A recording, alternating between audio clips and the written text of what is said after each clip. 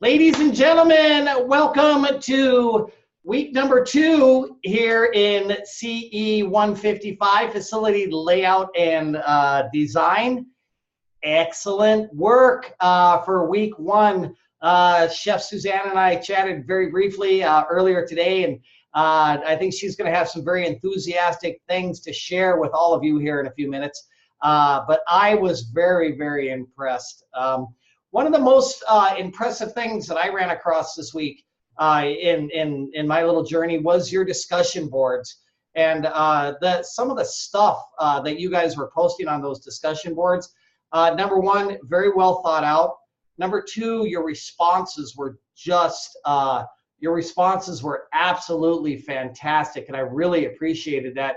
And I don't know if everybody out there truly understands the impact of this networking opportunity that you guys have on these discussion boards. You know, Ben was just mentioning that, you know, he might potentially want to get into some small scale catering and that type of thing.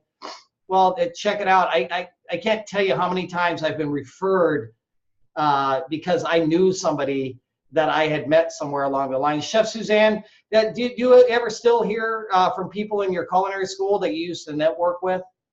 Yes. I'm friends with a lot of people I went to culinary school still. I married one, actually, but I also am friends with a lot of them on Facebook and visit people from time to time if we're traveling. Yeah, absolutely. These are lifelong relationships, and it's amazing just chatting with somebody through your discussion board.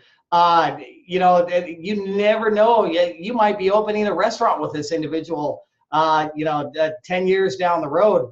I went to culinary school, and I don't want to say how long ago, but it's been about 3 decades now. And I'm still in contact, and I can't tell you how many of those people I've run across. And thank God I was fairly nice back then. But if you take a look, I was really impressed with some of these discussions that popped up here. And some of the pictures that everyone was pulling out, just impressive work all the way around. And it looks, with what everybody was writing, they had well thought out these things that they were posting. And that is so critical, especially when it comes to tonight's subject of location.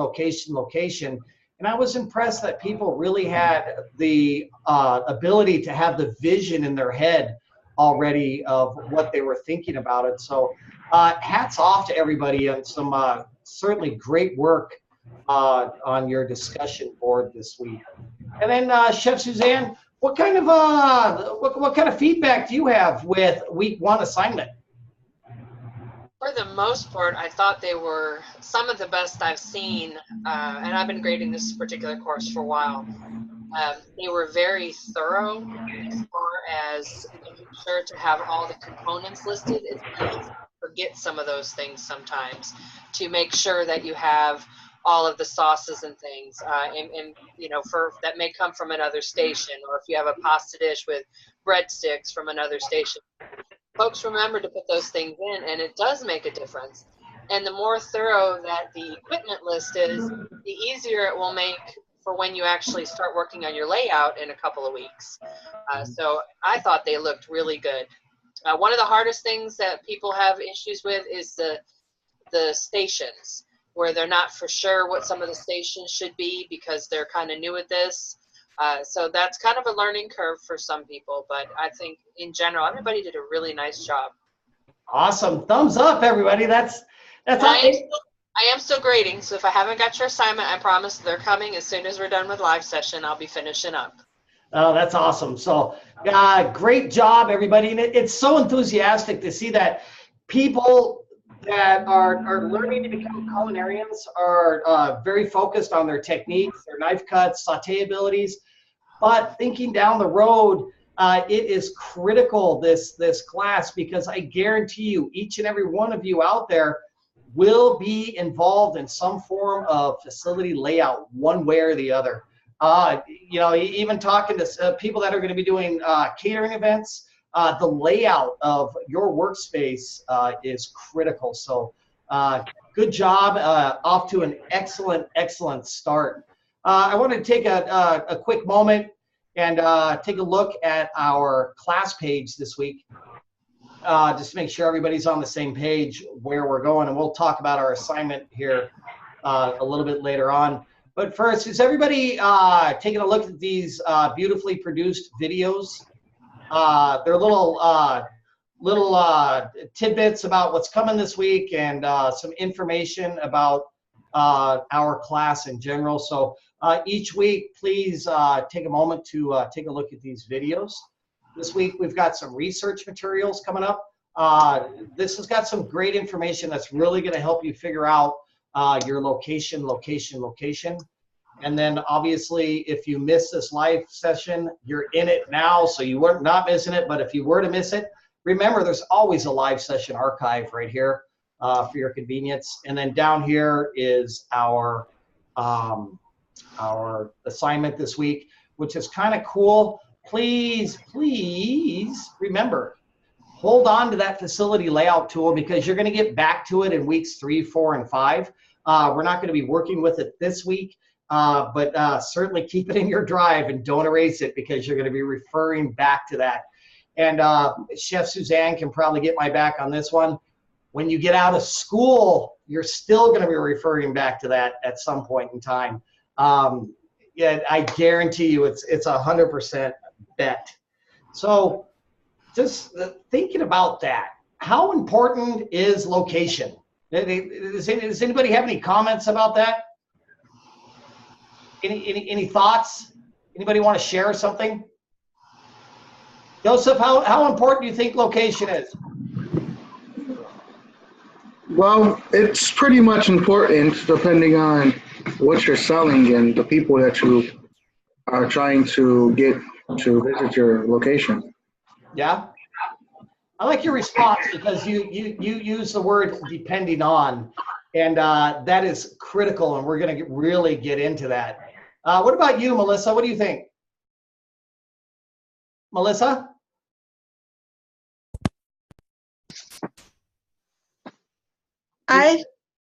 There you go.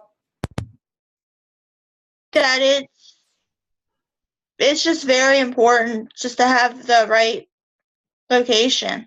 Right. It absolutely is. I agree with that. Yeah. What about you, Samantha? What do you think? I'm not real sure. Not real sure? No.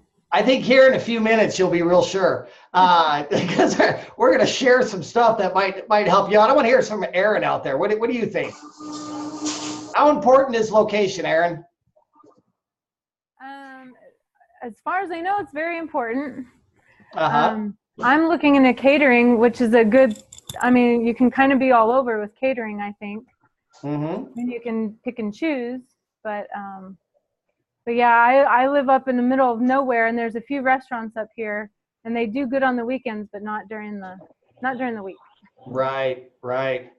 That's a great comment that you made regarding locations out in the middle of nowhere, and there's that old theory: build it and they will come. That's not always true. And there's so many factors that we're going to get into here in a few minutes about the old build it and they will come type thing. Catering, we're going to talk about that here in a few minutes as well, about some different options and different directions that you can go in when it comes to catering facilities, which can be a little bit difficult. Before we move on, though, before we get into the location, I wanted to share a couple of submissions from this week that just really stood out from stood out as creme de la creme, and they were just ideally put together, and just a really good example of some of the station layout. And I was kind of hoping Chef Suzanne could kind of help me out with this one. This first one is done by Julie. And it's absolutely fantastic. I appreciated the way that she laid out her stations. Very well done. What did you think, Chef Suzanne? I like this very much also. She used the traditional names for her stations, which you did not have to do. Some folks did the modern names of their stations, and either way is perfectly fine.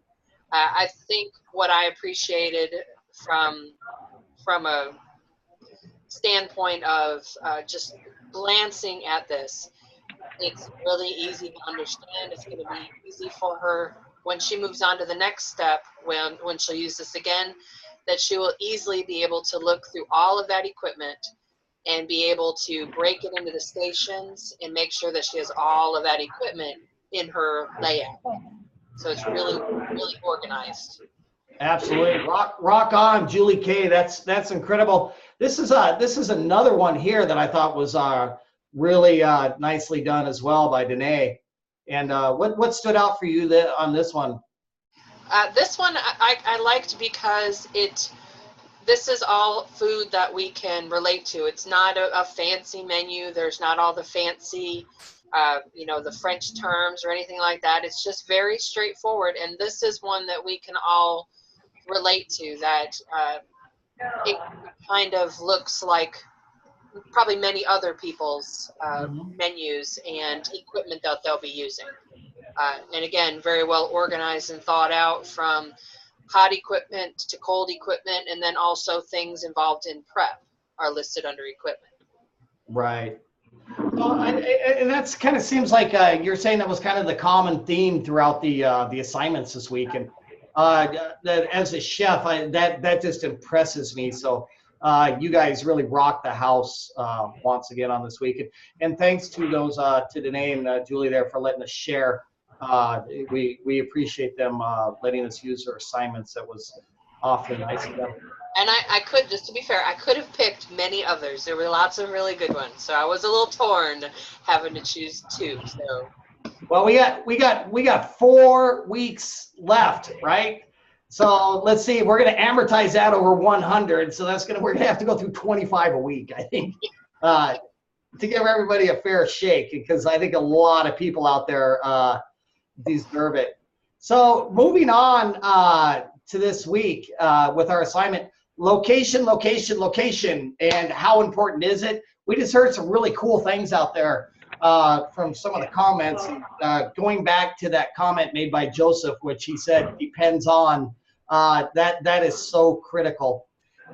You think just because you have a restaurant, you need a critical location, right? You need that corner spot on that 10,000 vehicle intersection every day to get it done. But it's not always true, right? What about a business like Domino's, right? Does Domino's Pizza require a corner location when their focus of their business is delivery? So, that's a prime example of somebody that could be stuck in a strip center. What about a business that relies on some foot traffic, but relies heavily on another source of revenue, like a Grubhub or an Uber Eats or a Postmates or a DoorDash? Are they going to need to spend the money on that prime location? Probably not so. And the point of all of this is you really need to think your concept through. You need to understand who and what your business is.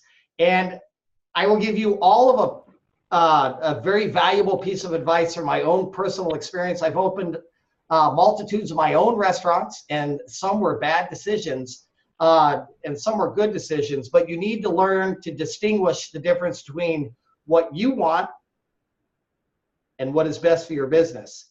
Those are two different things. And that you need to take that mentality with you into the business place. You are representing a business, you're representing a restaurant. That restaurant is a representation of you. However, what you want oftentimes is very, very different than what your business needs. So what about places that have very captive audiences? Has anybody ever gone into an airport to the food court, and that one of those restaurants has a line around the corner, and the food's not particularly fantastic? I don't know when the last time I woke up and I was craving a 3-hour drive to a Wendy's, right? But you go to an airport and they're around the corner, and that's because they're held with that captive audience. So, you know, sometimes the location does pay. You know, you run into that same thing too, where you get into, you know, airports and food courts and all that other type of stuff. So that some of those captive audience restaurants, yeah, they do work, but their rents are extremely high. And what they have to do in volume to compensate for that rent is outrageous. Does anybody have an idea of what your rent should be based on your gross revenues? Does anybody have a concept of that? Right? So your rent should always be equal to or less than 10% of your gross revenues out there. You have to be very conservative. So before you can even go look for a location, you have to be able to determine what your numbers are. Numbers dictate the success, the life, and the death of your restaurant. If you don't have a great comprehension of those numbers, it's not going to work. And it's something that you have to figure out right off the bat. Some of the things that we consider extremely valuable when it comes to location. What about parking, right? You need to be able to park the vehicle. Most people, believe it or not, are lazy. They don't want to walk, right? So, you know, a lot of people, I picked out one restaurant. I did my second restaurant. It was in downtown Phoenix, Arizona, near the Arizona Bank One ballpark at the time, Bank One. And I built it at the bottom of a parking garage, thinking, hey, it's got plenty of parking, right? Well, it was a bad decision because people had to pay $12 to park there. So I didn't think that one all the way through. So I really had to kind of go back. What about visibility? How important is that? Visibility can be huge. And when it comes to numbers and that type of thing, some restaurants will actually take a portion of their rent and apply it to their marketing budgets, right?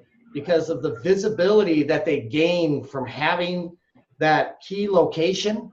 So they'll reduce marketing budgets to increase space for rents. And that is something you really need to take into consideration as a part of your marketing. I think that's really, really critical. Let's answer a question. I know Anicia's got a question out there. Anicia? Hang on. Anicia? Yeah. The question I had was, you were mentioning about it had to do with popularity of the restaurant and, you know, in the location. And we have an In-N-Out Burger. We have at least 2 or 3 lines going through the drive-through forever trying to get there. Right. And that's a really good question. I'm glad you bring up In-N-Out Burgers. In-N-Out Burgers and Chick-fil-A's, they have a very unusual way that they select their lands. Those places rarely ever grab corner spots on intersections. They're called drive-to locations within the industry. Those corner sections on those corner lots on intersections can be extremely expensive. So they'll often build back from the intersection or build down from the intersection if you take a look at them. And the reason they do that is they save that money on that initial investment up front, where they still have some visibility, but they are built back and you actually have to drive to their restaurant to get to there. It's a very interesting way that they select their locations. We're going to talk about that here in just a moment. Does that help you, Anicia? Yeah? Awesome. What about Ben? What do you got, Ben? Steph, I know we talk a lot about location and also about you know, different items that we put on our restaurant. How keen are you about, you know, how a consultant company to come in and kind of give you that type of information on location you should be at and doing that type of research? As far as bringing a consultant in to help you out? Yeah, like, to help you gather all those facts of, okay, this area and this traffic area, the items that you should put on your menu. I just know a friend of mine, they used a consultant company to come in and give them all that, because they were kind of new in the market. They've never opened up a restaurant before, and so, you didn't really want to kind of leave all that stuff out, so it was better to hire someone that actually had knowledge of those different type of situations to come in and kind of give you some advice and some education on the situation. This is the good and the bad of it. Number one, I think if I had the money, I'd probably do it on a regular basis. The average large corporation, such as a Chick-fil-A, such as a Taco Bell, they pay upwards of $25,000 to do what they call site surveys. Those site surveys determine the demographics, the traffic counts, and everything else of a particular location. Before they make that initial investment, they pay that money up front, which gives them much more of a guarantee that they're going to have success down the road. You as a chef, you as a caterer, know your style of food and know the product that you want to sell. Basically, if we cut through everything else, we need to find a location that's going to support the products we want to sell, right? So if you, for example, you want to be selling $1.25 tacos de carne asada, right? You're not going to park yourself next to a Neiman Marcus where people are coming in and out with high-end luxury goods and that kind of stuff. That's a very casual food. It's a drive-by food. It's a fiesta food, right? So this whole location thing all ties into that. As far as bringing a consultant in to tell you exactly about your food, it's kind of doing things in reverse, right? So it sounds as though they found a location that they wanted to work in. They brought a consultant in to tell them what would work in that location. Okay. If that makes sense. It does. Right. Yeah. All right. Back to what we were talking about. Your business plan, right? You need to figure out who you are, right? What is your business? What do you want to sell it to? Who do you want to sell it to? How much do you want to sell it for? And how much are your costs? And that's going to really help you zero in on determining your location. You can't do anything until you establish the numbers, because the numbers are going to dictate everything. For example, the size of your restaurant. Size is an extremely critical thing. Every inch of your restaurant costs you money on a daily basis, right? So if you were to go in and you had a ultra casual grab and go counter type business, you're not going to get a 3,000 square foot dining room and then hope that you grow into it, right? You need to lease what you could afford according to your numbers, right? And then in a reverse perspective of that, if you're going to have a very fine dining restaurant, you're not going to lease out an 800 square foot dining room, because that requires space for ambiance and decor and all these other things. So the size is extremely critical. Your size of your restaurant is determined generally in relation to your cover count, okay?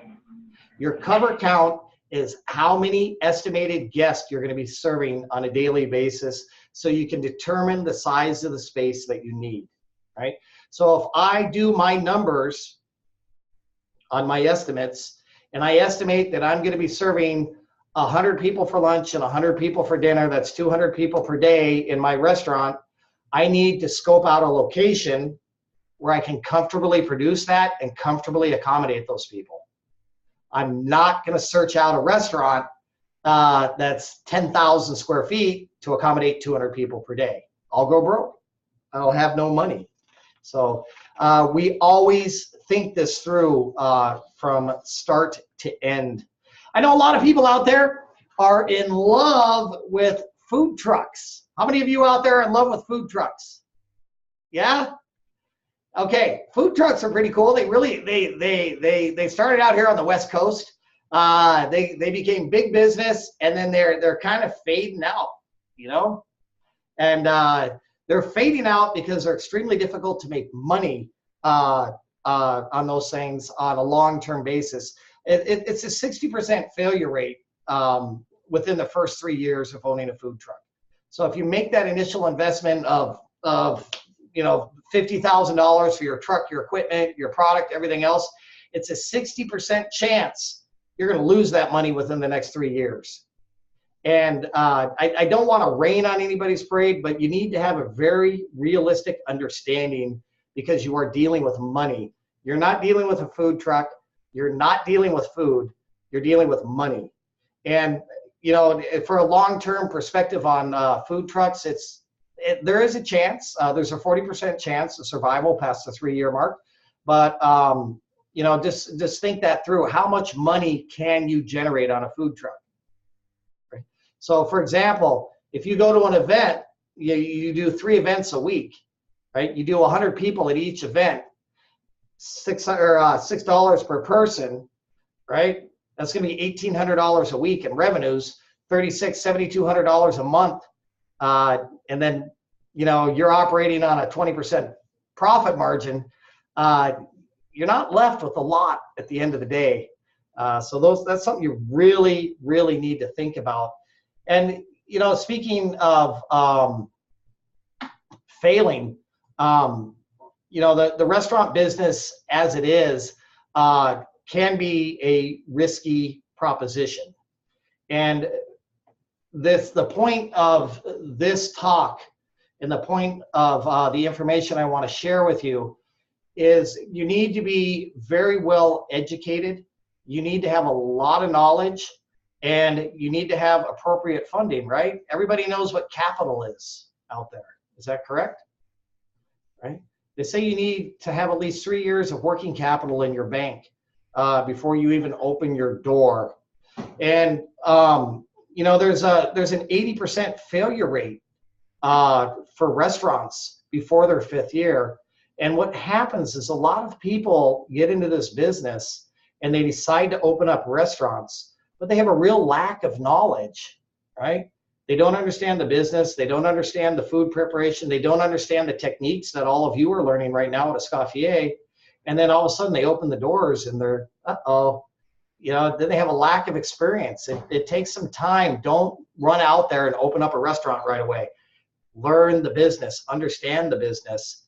And then a lot of people, this is what we're trying to drive home in this class, especially right now, tonight, with location. People do a real lack of research about opening up their facility and where they want to open up their facility. Like I mentioned at the beginning of the class, a lot of people take what they want and what they envision, and then they chase it, but they don't chase what their business needs. And the business is based on your numbers, right? So, there's a 60% chance that a lot of new restaurants will fail in their first year. And those are because of the reasons that we just mentioned. So, I'm not trying to scare anybody. I'm not trying to chase anybody from following their dreams. I'm trying to get everyone to understand the importance of following through with your research, your knowledge, your experience, to be able to do this to protect your investments, because that's what it is at the end of the day. So it's extremely, extremely important. Does anybody know what a cursed location is? Anybody familiar with that? Chef Suzanne? You've probably seen a couple of restaurants out there that are for lease today for the bargain price of. That includes this and that and everything else, because they've been 6 other restaurants already, and so they're trying to get somebody else into that facility. Beware of the cursed facility. I did that once with one of my restaurants. It was 3 other restaurants before I decided to take it over, and I was the savior sent from heaven to resurrect this place. And guess what? That place tried to resurrect me in the long run. So beware of running out there and seeing a great deal on a restaurant that is for lease. That's a good opportunity a lot of times to lease an existing restaurant. You avoid a lot of expenses. Walk-ins are built, hood systems are in place, You can save yourself quite a bit of money in the long run. However, generally speaking, there is a reason that prior restaurant did not make it, right? So you need to do the research to completely understand why that location did not succeed. Around here, Chef, we have a couple of places like that. And one in particular is, I think, cursed for the reasons most people wouldn't think. It's actually, there's a flaw in the parking lot. So those of us that are here in town know there's something wrong with the parking lot in that building, and it's been repaired a million times. Not just little holes, we're talking sinkholes, cars fall in kind of holes. And so people from out, and they pass it, but anyone coming from outside the area may not know that. So if somebody didn't do their homework, they would see, wow, this is a great building in a great location, and it's already set and ready to go. I'm going to jump in. But if they did any homework, they would see that there is serious flaws in the parking lot. Yeah. And that's what does it. And so it's just something that most people wouldn't even think about. That's a great, I'm so glad you brought that up. These cursed locations is what we call them in the industry. And we have some in this area. We don't have any cursed locations that are like swallowing vehicles yet. But tomorrow's a new day. So that just drives home the importance. Can you imagine, right? My second restaurant, I was fairly young when I did it. I dumped $250,000 into it of my own money that I earned and I saved, and I dumped it into this location. I did not do thorough research on it. I didn't pay attention to what I was doing, and I didn't get to know my neighbors down there, who those people were going to be. And I didn't realize there was a tremendous homeless population, right? That, nothing against the homeless folks. Everybody gets down and out sometimes, but there was a lot of riffraff that was going on down in that area, which prevented any type of foot traffic at nighttime. So I built my numbers according to doing a pretty significant dinner revenue, and nobody would come. And it wasn't the food, it wasn't the ambiance, it was my neighbors in the area. And lack of research cost me a lot of money in the long run. And also knowing your neighbors too. Demographics are probably one of the most key things that are going to be involved in this exercise. Demographics, who is in your neighborhood, the age of the people in your neighborhood, how much money these people have, how much disposable income, what their spending habits are, do they have families, are they single? All of that gets wrapped into demographics. This information can be widely available on the net, through your local chamber of commerce, through your convention visitors bureau. You have to contact these people and get that information. So I know Anicia was mentioning a place down in Miami. What I would do is I would call the Chamber of Commerce down there and say, hey, I'm looking at this place in this neighborhood. What are the demographics, right?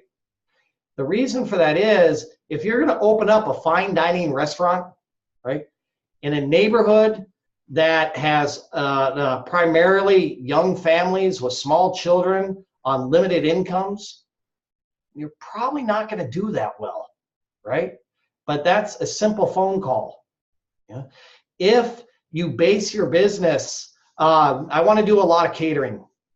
I want to open up a catering business. I want to my target market. Those are the people I want to sell to are businesses, right? I want to cater a lot of executive lunches and that type of stuff. I've got to know my neighborhood, my demographics in that area. I owned a place in a downtown market. I built it around the demographics of catering to executives for lunchtime. We made a killing. We did extremely well, right? But on the flip side of those demographics, right, business areas generate no traffic at nighttime, no traffic on the weekends. So you lose all those revenue opportunities or those revenue streams.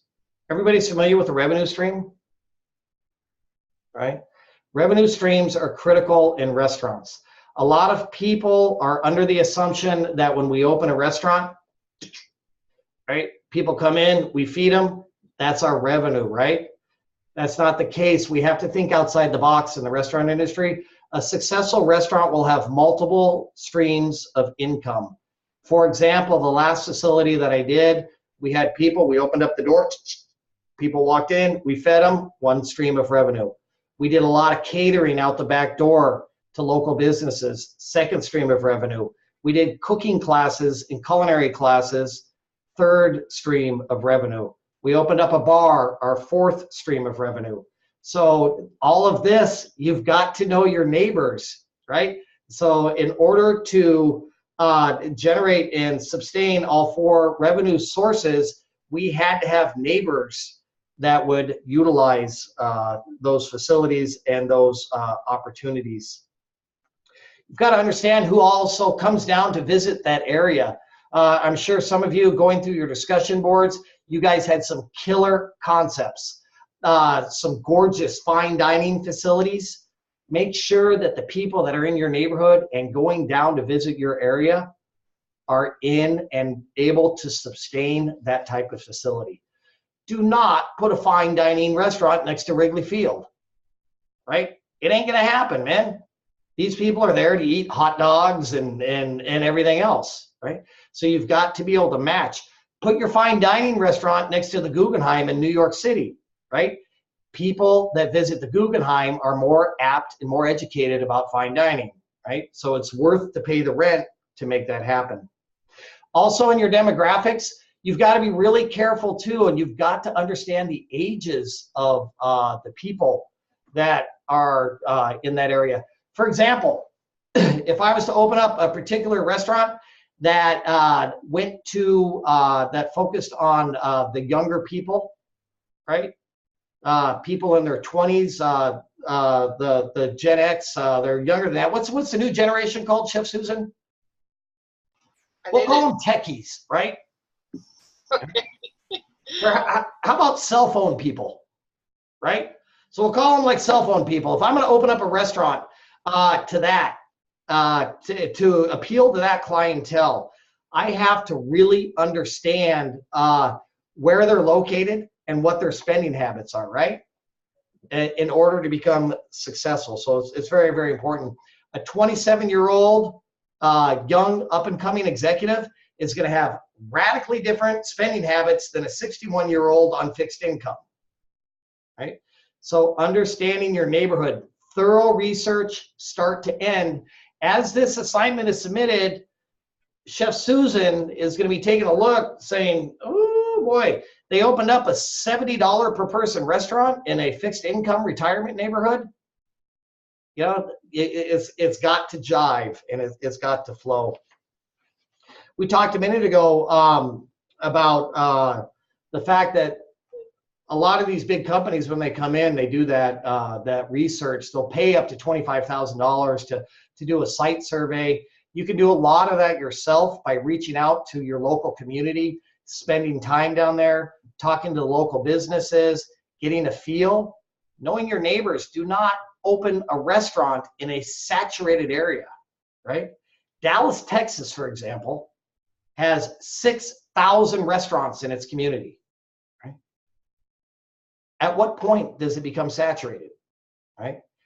Give yourself, you have to search it out. You have to take the time to look. It's extremely important. We talked a little bit about, Aaron brought up something at the beginning of the class regarding a remote location restaurant, one that does very well on the weekends, but it's pretty quiet during the week. Those are risky propositions. I think Noma, which was, before it closed down, one of the world's top restaurants, world #1 ranked restaurant, they were out there in Denmark a little bit, and they became successful. And I think a lot of that had to do with their marketing around their foraging campaign, and they had a really unique niche market. Most restaurants aren't that focused. Most restaurants don't have the ability to do that. So avoid the boonies. It's my recommendation. It's a pretty risky business all the way around. Rent. We hate rent. Who likes rent, right? Unless you're a landlord, right?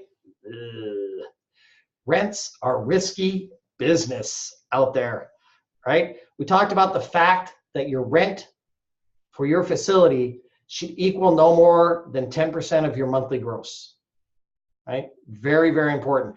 So that means if you're if you're generating $100,000 a month in gross revenue, nothing less or nothing more than $10,000 per month.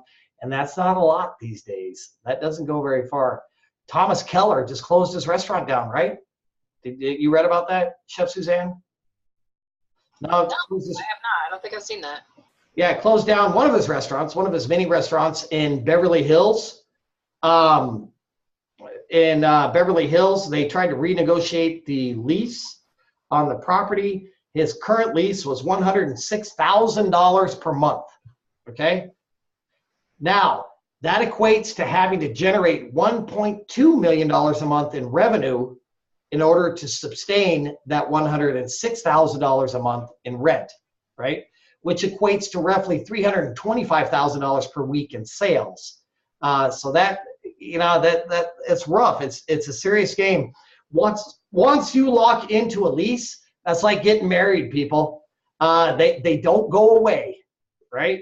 You cannot walk away from a lease. It's pretty tough, especially in the commercial industry. You're talking 5, 7, 10-year leases out there on these businesses, and you sell your soul when you sign on that dotted line. So think it through. That's why I keep mentioning over and over in this class, you have to remove yourself from the process, okay? You have to think about your business, and there has to be a line between the two. Rents come in a lot of different forms. I did one rent on one of my restaurants where I started with a very low monthly rent, and they amortized it over 3 years, which means they slightly increased it each month until it peaked at what the rent was actually supposed to be. And that became rather expensive over time.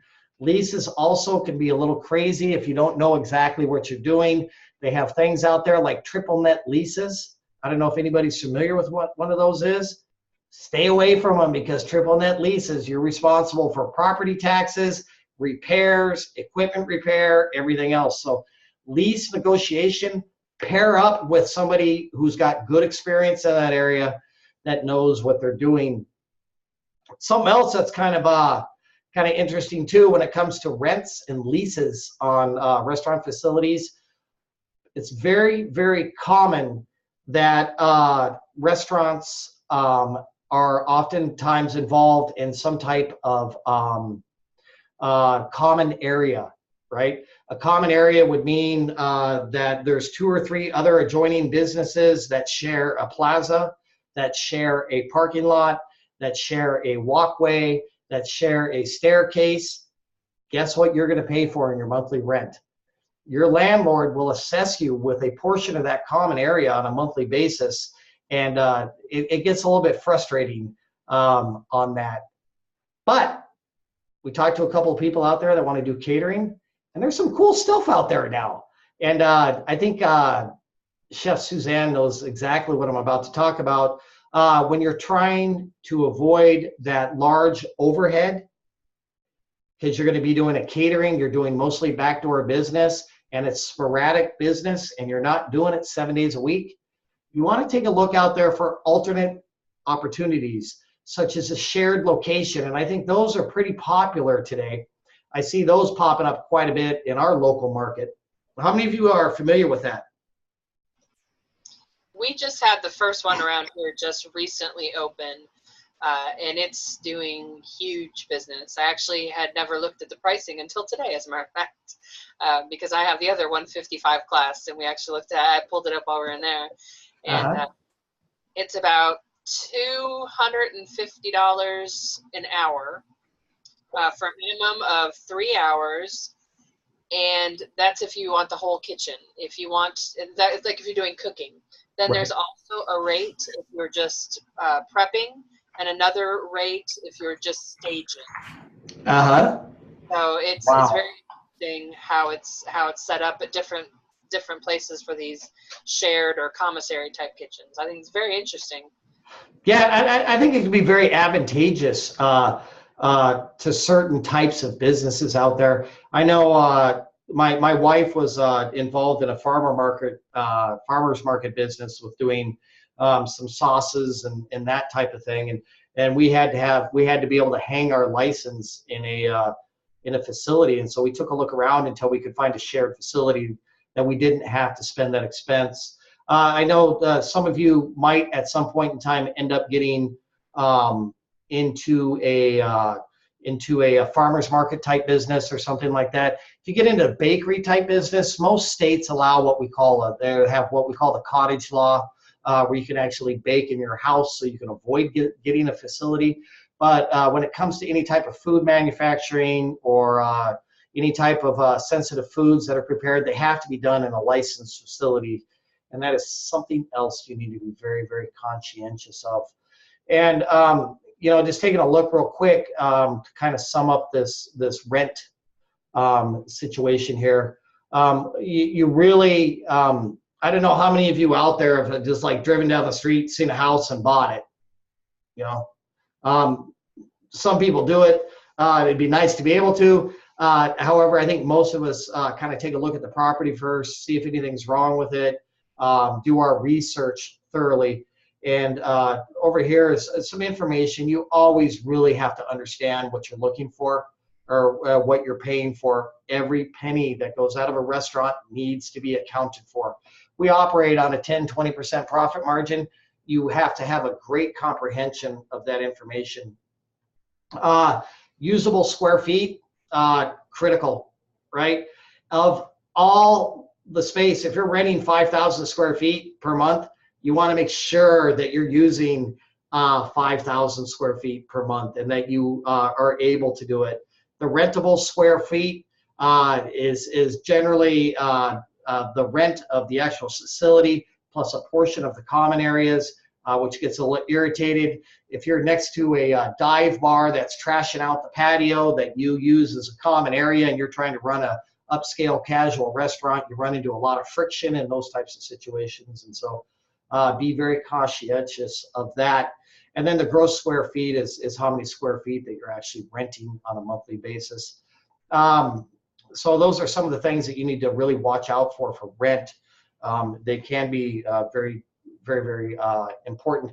Always check out your insurance rates too.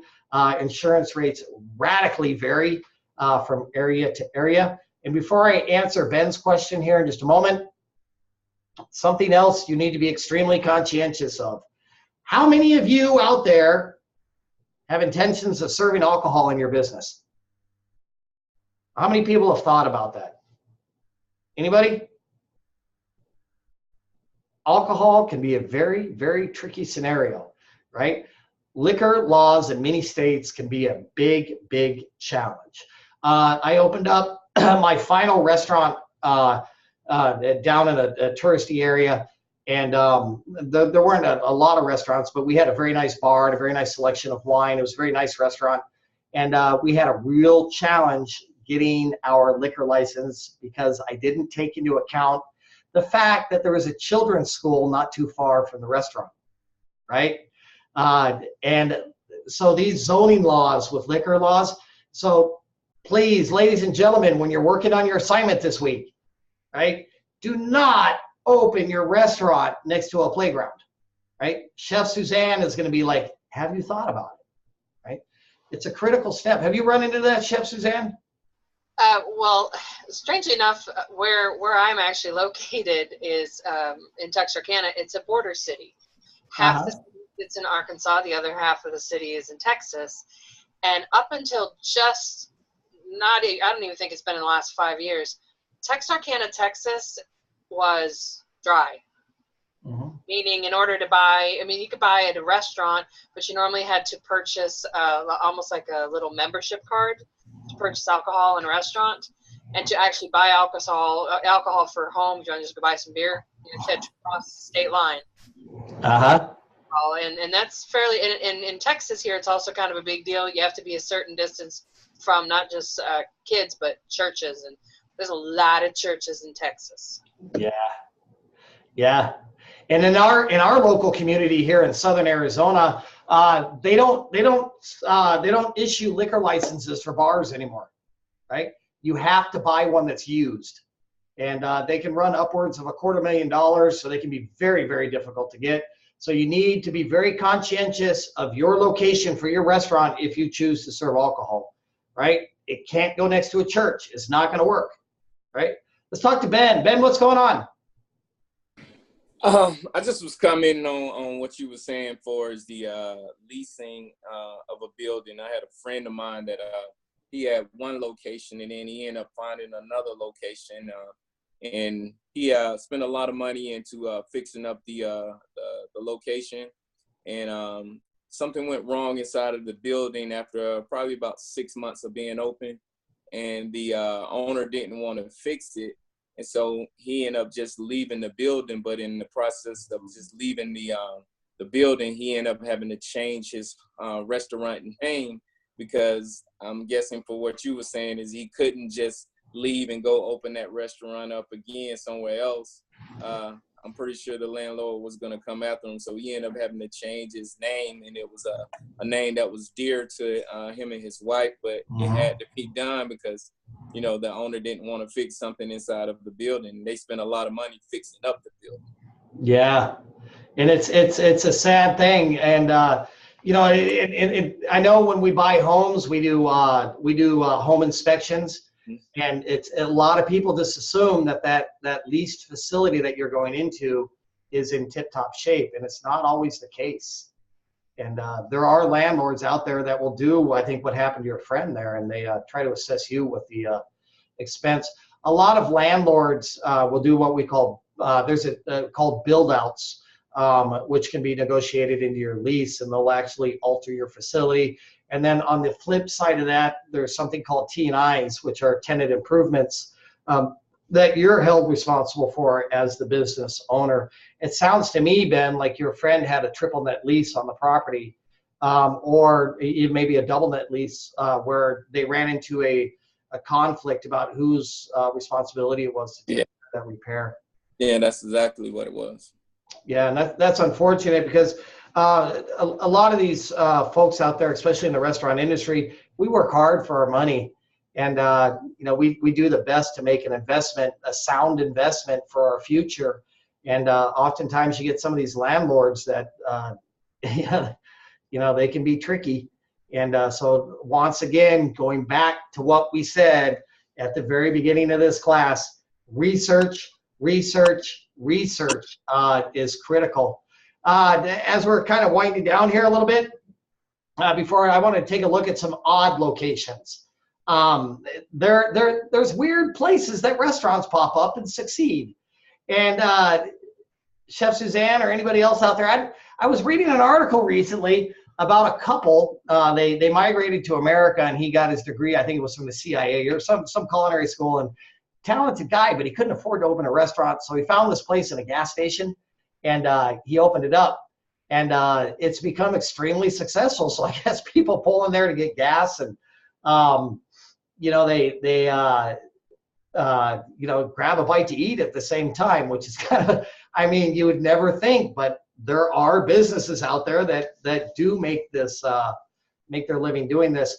We had a very successful restaurant not too far from here that was built on the backside of a gas station. So you'd stop, get your gas, you'd walk through the convenience store, and then go through the back door into the restaurant. And it was this gorgeous fine dining restaurant of all things on the backside of this gas station that was very successful. And it goes against everything that we've just talked about for the last you know, hour or so.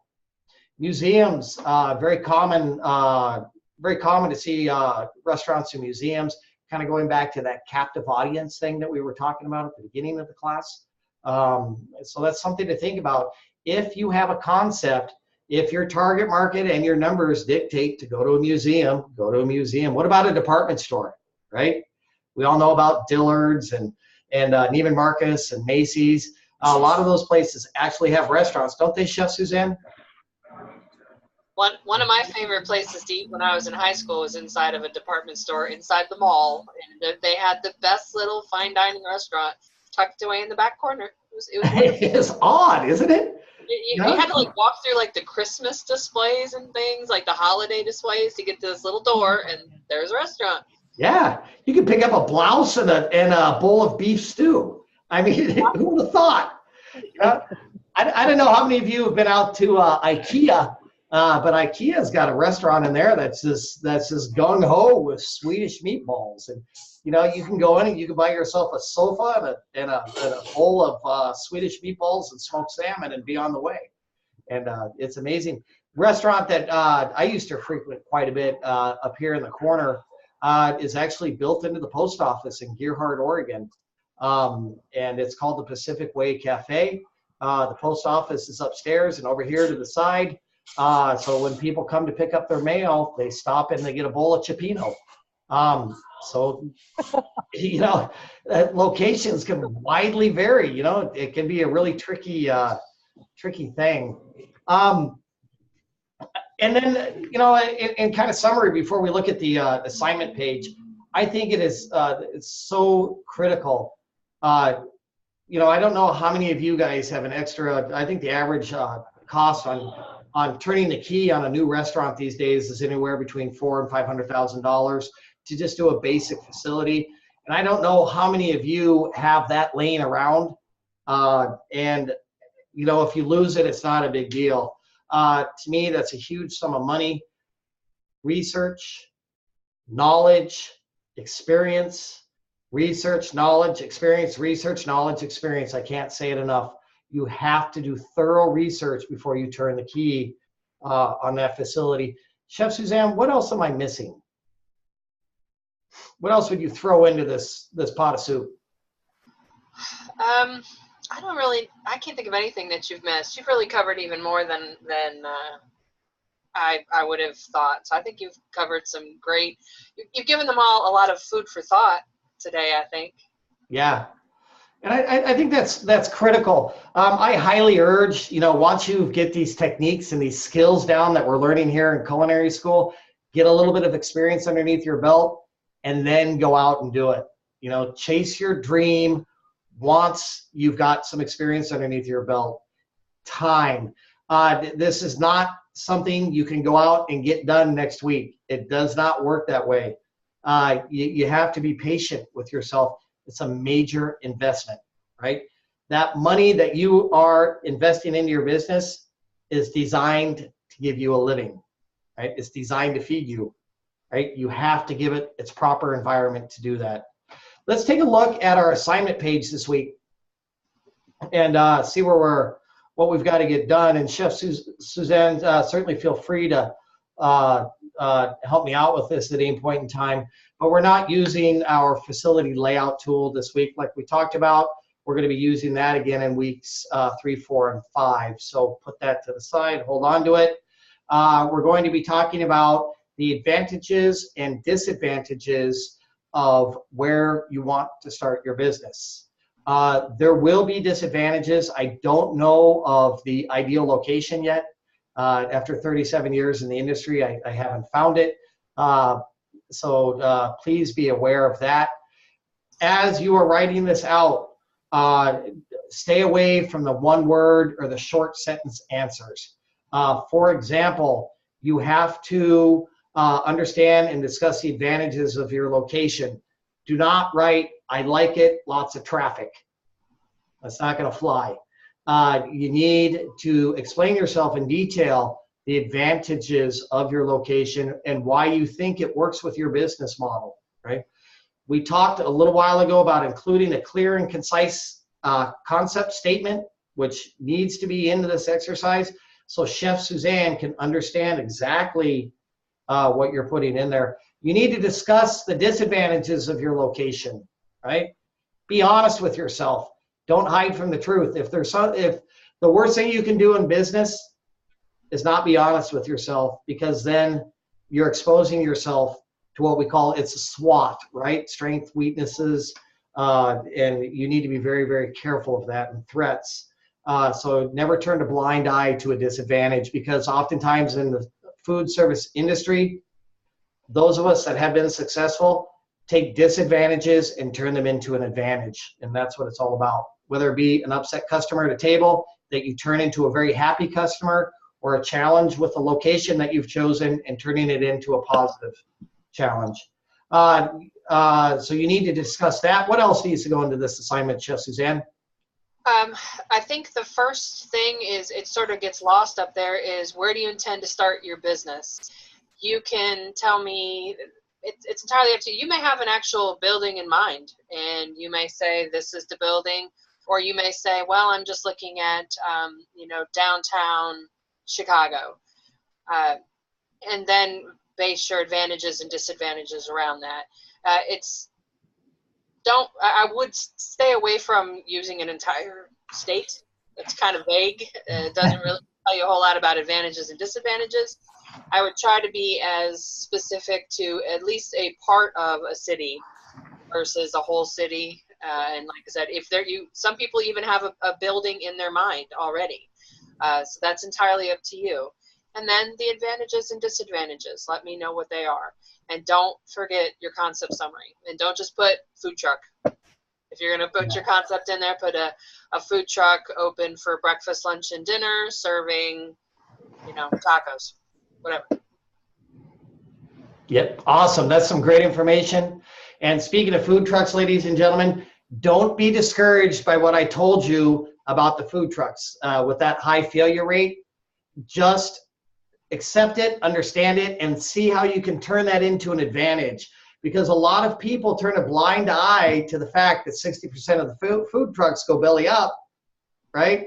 But if you realize that, understand it, and accept it, you can turn it into a very successful situation and prevent that from happening. So that's why we discuss these things, to give you clear perspective of what's going on. Does anybody out there have any questions, thoughts, concerns, comments about the weather? Anyone? Anything? It has been a great live session, ladies and gentlemen. And as usual, if you need any assistance, please pick up the phone, shoot us a message, a text, a call. If you have any questions about your specific assignment, hasn't been graded yet, I don't understand my score, contact Chef Suzanne right over there. Our numbers are on the right-hand side of the class page, and we are here to help you succeed, take advantage of it. That's what we do. We are here to help you. I hope everybody has a fantastic week, and we look forward to speaking with you soon. Take care, everybody.